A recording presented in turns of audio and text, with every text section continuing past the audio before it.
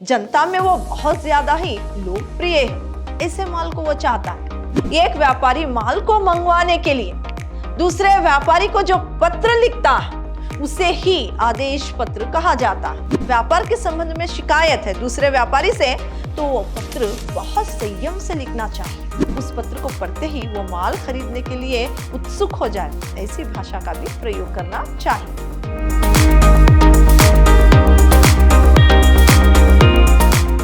प्रणाम, मैं Rihanna yes, अति उत्तम विद्याश्रम की हिंदी प्रवक्ता। मेरे सेकेंड सेमेस्टर के जितने भी बीबीए के विद्यार्थी हैं, आप सबका मेरी कक्षा में स्वागत है। मेरे प्रिय विद्यार्थियों, आज मैं आपको पूछताछ संबंधी पत्र और शिकायती पत्र जो है इसके बारे में जानकारी दूंगी। पूछताछ संबंधी पत्र, व्यवसाय के सिलसिले में अनेक पत्र लिखे जाते हैं, तो जो व्यवसायिक संबंधित पत्र है उसी के अंतर्गत पूछताछ संबंधी पत्र भी आता है। तो यहाँ पर जो व्यापारी है वो जो माल मंगवाने के लिए मूल सूची मंगवाते हुए पत्र लिखता है, या क्या है माल के बारे में जानकारी प्राप्त करने के लिए जो पत्र लिखे जाते हैं उसी को पूछताछ संबंधी पत्र कहा जाता है। तो यहाँ पर देखिए, एक व्यापारी जब कोई माल खरीदता है तब वह उत्तम तथा अच्छा और कम मूल्य का जनता में लोकप्रिय माल चाहता है। यह जानने के लिए वह अनेक प्रतिष्ठानों को पत्र लिखकर माल के नमूने, मूल सूची आदि की पूछताछ करता है। इसी प्रकार जो प्रतिष्ठान या व्यापारी इनके उत्तर में पत्र लिखता है उसे बड़ी चतुराई और नम्रता बरतनी चाहिए और माल के नमूने, मूल सूची आदि भेजना चाहिए। उसे ऐसी भाषा का प्रयोग अपने पत्र में करना चाहिए कि ग्राहक प्रलोभन में पड़कर माल खरीदे। तो यहाँ पर जो व्यापारी है वो जो है व्यापार के लिए जो माल मंगवाता है वो क्या है, माल सस्ते दाम में हो और जो है सस्ते दाम में भी हो और उत्तम और अच्छा भी हो, ऐसे माल को चाहता है और जनता में वो बहुत ज्यादा ही लोकप्रिय हो, ऐसे माल को वो चाहता है। यानी पहले तो दाम जो है उसका कम हो और अच्छा हो, वो क्वालिटी उसकी बहुत अच्छी हो, ऐसे माल को वो खरीदना चाहता है। तो इसीलिए बहुत सारी जगह जहां पर माल बनता है, कोई भी उदाहरण के तौर पर कपड़ा ही ले लीजिए, अगर कपड़ा जो है वो सस्ते में खरीदना चाहता है अब व्यापार के लिए और वो बहुत ही अच्छी क्वालिटी का भी हो, अच्छा भी हो, टिकाऊ भी हो, जनता में बहुत ज्यादा पसंदीदा हो, जनता के लिए वो बहुत प्रिय हो, सभी उसे खरीदना पसंद करें, ऐसे माल अगर वो खरीदना चाहता है तो कपड़े जहां पर बनते हैं वहां पर क्या है, पूछताछ करते हुए कपड़े के बारे में और उसके बारे में ही नहीं, उसके दाम के बारे में पूछताछ करते हुए जो पत्र लिखता है वही क्या है, पूछताछ संबंधी पत्र है। तो वो क्या है, उसके साथ साथ नमूने के लिए सूची भी मंगवाता है, सैंपल्स। जो उदाहरण के तौर पर मैंने अभी कपड़ा बताया, तो कपड़े का जो सैंपल्स मंगवाते हुए उसका दाम के बारे में पूछते हुए, इस तरह से जो पत्र लिखा जाता है वही पूछताछ संबंधी पत्र है। उसके प्रति उत्तर में जो पत्र जो मिला है वहां से जहां प्रतिष्ठान है, जो कि प्रतिष्ठान या व्यापारी, इसके प्रति उत्तर में जो है बहुत ही कुशल से, चतुराई से पत्र लिखना पड़ता है। तो जो है कुशलता और चतुराई बरतते हुए वो पत्र लिखता है, सैंपल को भेजता है और उसके दाम को भी भेजता है, क्या है, दाम कितना है उसकी सूची क्या है भेजता है। तो उसे ऐसी भाषा का, जो पत्र लिखता है उसे ऐसी भाषा का प्रयोग करना चाहिए कि क्या है, पत्र पढ़ने वाले पर उसका बहुत ज्यादा ही प्रभाव, ग्राहक बहुत खुश होते हुए माल को खरीदे। तो ये क्या है, पहले तो माल की सूची मंगवाने के लिए व्यापारी लिखते हैं और प्रति उत्तर में भी इन्हीं सूची, अगर ग्राहक यानी जो कारखाना जहां पर कोई माल बन रहा है तो उसकी सूची कोई मंगवाए व्यापारी, तो जो कारखाने वाला जो कि माल भिजवाता है उसे भी चतुराई बरतते हुए और क्या है बहुत सावधानी से ही और ऐसी भाषा का प्रयोग करके लिखे कि ग्राहक उसे लेने के लिए तैयार हो जाए। तो इसी चतुराई से, ऐसी अच्छी भाषा से, जो कि स्पष्ट रूप से उसका उत्तर देना अनिवार्य बनता है। तो इसी को पूछताछ संबंधी पत्र कहा जाता है। और क्या है उस पत्र को पढ़ते ही वो माल खरीदने के लिए उत्सुक हो जाए, ऐसी भाषा का भी प्रयोग करना चाहिए। तो देखिए पूछताछ संबंधी पत्र के जो कुछ प्रकार है, जैसे कि मूल सूची संबंधी, नमूने संबंधी, व्यापारिक सुविधाएं संबंधी और संदर्भ संबंधी।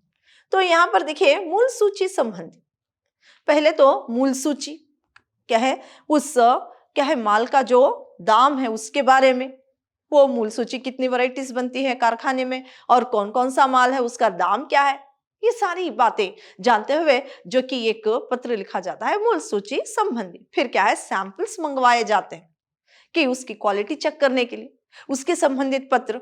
फिर जो है व्यापारिक सुविधाओं के संबंध, जैसे कि व्यापार में जो कि मूल सूची और कपड़ा देख लिया, उसे सेटिस्फाई हुआ, फिर वो मंगवाना चाहता है, तो क्या है जो पैसे हैं वो क्या है बैंक के द्वारा भेजे जाएंगे, या क्या है आधा पैसा अब भेजकर फिर माल आने के बाद आधा पैसा भेजेंगे। ये जो है उसकी सुविधा, या तो इतना माल अब खरीद कर उसके बाद और कुछ माल भिजवाने के लिए, जो भी उसकी सुविधा है, बहुत सारी प्रकार से हो सकती है उसे। तो उस सुविधा के अनुसार जो पत्र लिखा जाता है वो क्या है व्यापारिक सुविधा संबंधी पत्र है।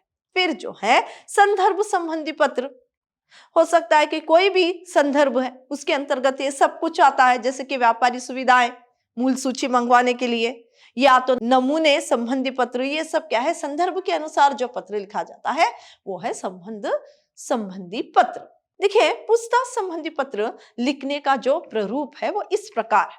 तो पहले देखिए माल के नमूने तथा माल सूची मंगवाने का पत्र।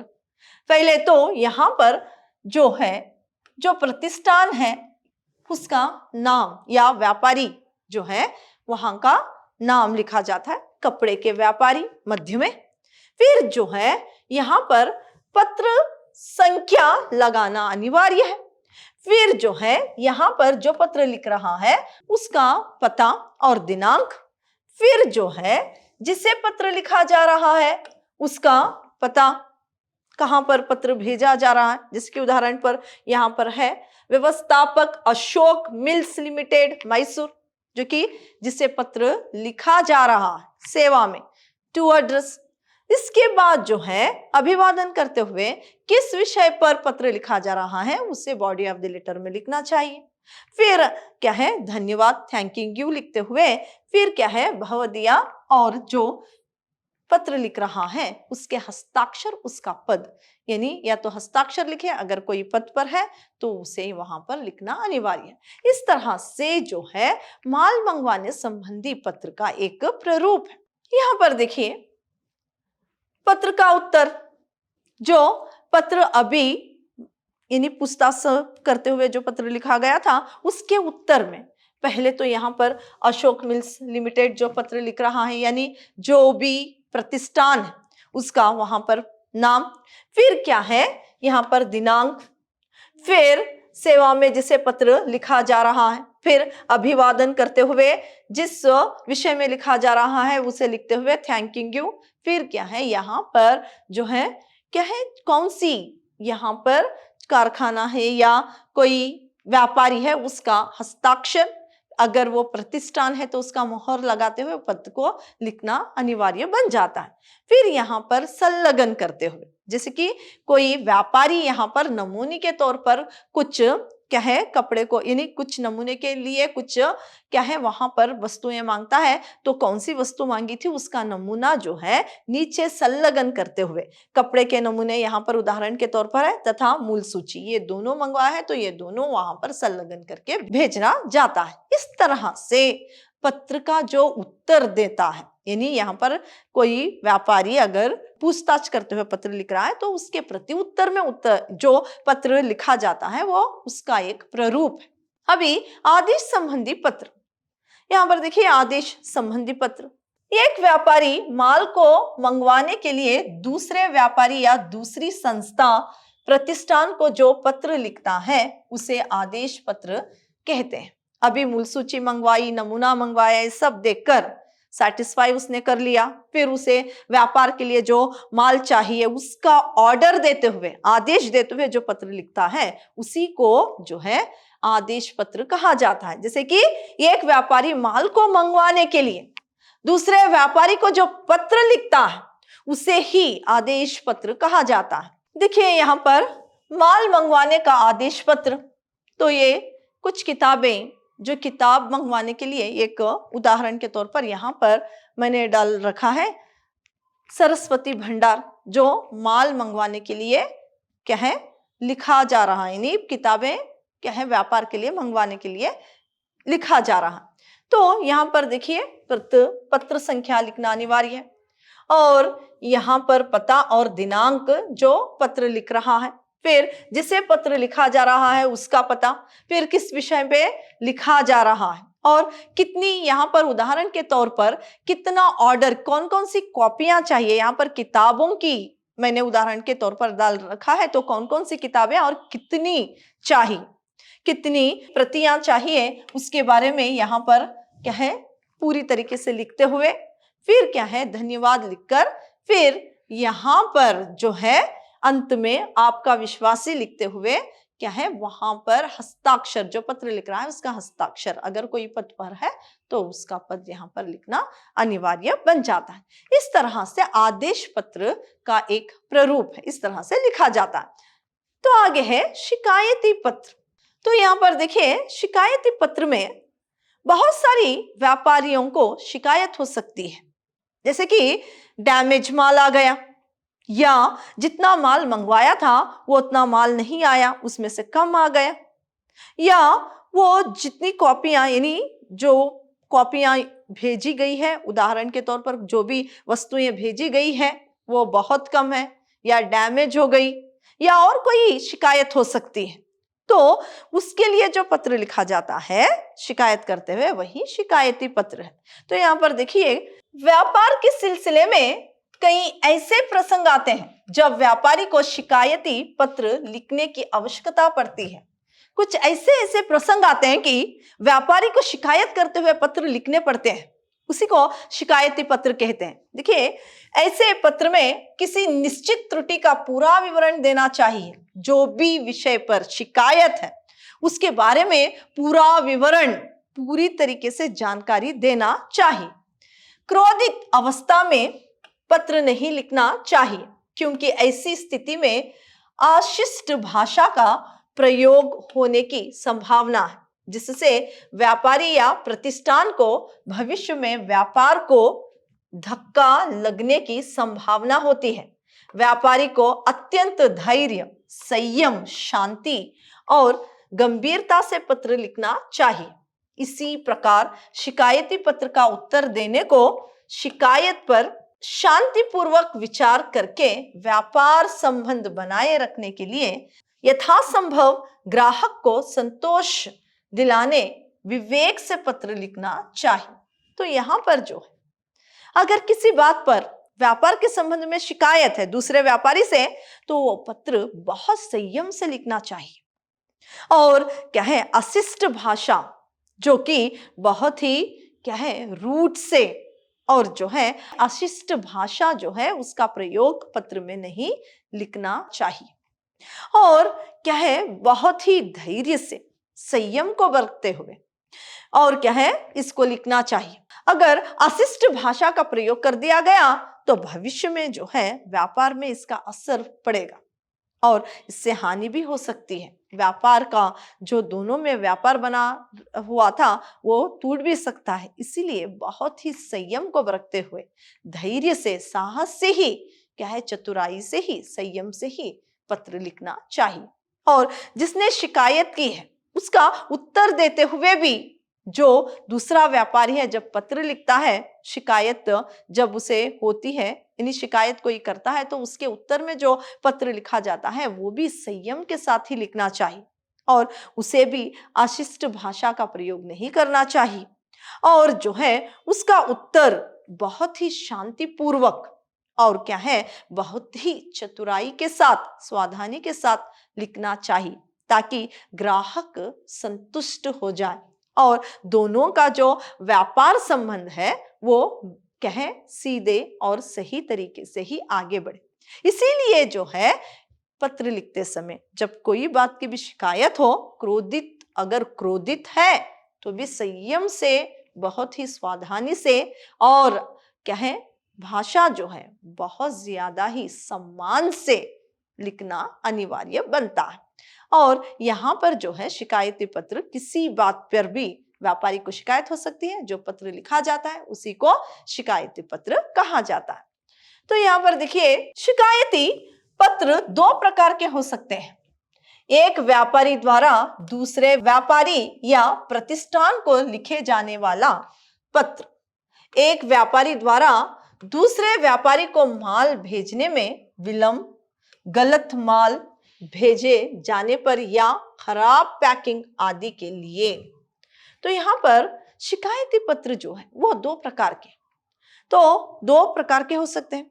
जबकि पहला जो है, एक व्यापारी जो दूसरे व्यापारी को माल भेजता है वो खराब पैकिंग भी हो सकती है, या तो माल जो है बहुत ही डिले से, यानी बहुत ही विलंब से, देरी से भेजा गया हो, इसके लिए भी हो सकता है, या गलत माल भेज दिया है, जो उसने मंगवाया था वो नहीं, कोई और माल उसके पास चला गया है।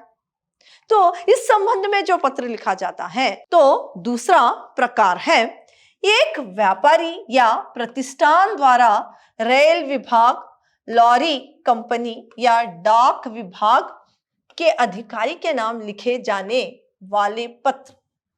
शिकायती पत्र के अनेक कारण हो सकते हैं। देखिए यहाँ पर एक व्यापारी दूसरे व्यापारी को जो भी शिकायत है, खराब पैकिंग के कारण भी हो सकता है, या माल बहुत ही क्या है देरी से भेजा गया हो तो उसके बारे में भी हो सकता है, या माल कभी क्या है जितना मंगवाया था उससे कम गया हो, इससे भी हो सकता है, या तो माल जो है वो बदल कर दूसरा भेज दिया गया हो, इसके कारण भी हो सकता है। तो वही एक प्रकार है शिकायत करने का, एक व्यापारी जो दूसरे व्यापारी को करता है।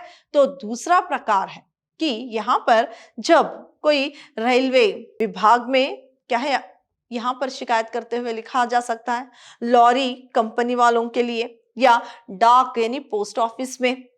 इस तरह से ये दूसरा प्रकार है, वहां पर शिकायत करते हुए जो पत्र लिखा जाता है। इससे शिकायत अनेक प्रकार के हो सकते हैं, जैसे कि यहाँ पर देखिए, रेल या डाक विभाग की असावधानी पर, माल टूट फूट जाने पर या खो जाने पर।